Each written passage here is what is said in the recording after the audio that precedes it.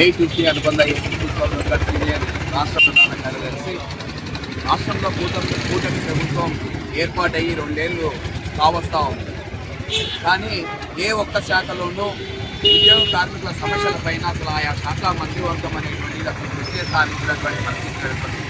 అత్యంత దుర్మార్గకరమైనటువంటి విషయం ఏంటంటే స్వచ్ఛ సర్వేక్షణ పేరుతో సెస్సులు వసూలు చేస్తూ ఉన్నారు, లేదా ఇంకొక రూపంలో వసూలు అనేటువంటి పన్నుల రూపంలో బాధులైతే పెరుగుతూ ఉన్నటువంటి పరిస్థితి ఉంది.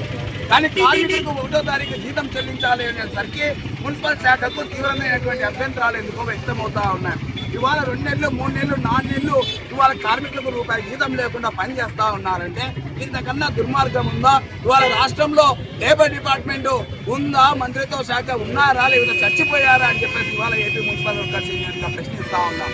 సత్వరం ఈ ప్రభుత్వం తన తప్పిదాలను తెలుసుకోకపోతే కార్మికుల ఖండన చేస్తారని చెప్పేసి అందుకు బలి కావాల్సి వస్తుందని చెప్పేసి హెచ్చరిస్తా ఉన్నాం.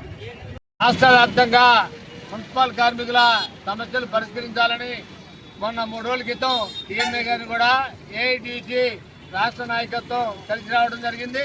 వాటిల్లో ఏదైతే ముఖ్యంగా మరి 2 సంవత్సరాల నుంచి కూడా చనిపోయిన కార్మికులు వాళ్ళ స్థానంలో వాళ్ళ పిల్లలకి అవకాశం కల్పించాలని గతంలో కూడా అవకాశం కల్పిస్తూ ఉన్నారు. దాన్ని మళ్ళీ కొనసాగించాలని కోరుతా ఉన్నాం.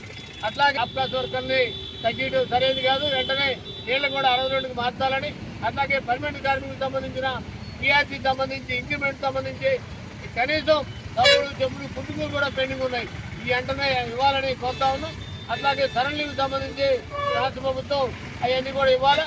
దానికి సంబంధించి కూడా జనరల్ సెక్రటరీ సుబ్బారెడ్డి గారు పాల్గొన్నారు. ఆ వివరాలను కూడా రాష్ట్ర సంబంధించి కూడా తెలియజేస్తారు.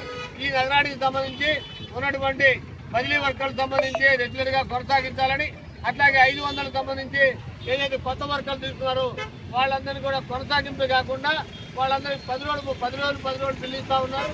అది కాకుండా నెలవారీగా పూర్తిగా నెలకు ఒకసారి వాళ్ళ జీతాలు ఇవ్వాలని కూడా కోరుతా ఉన్నాం.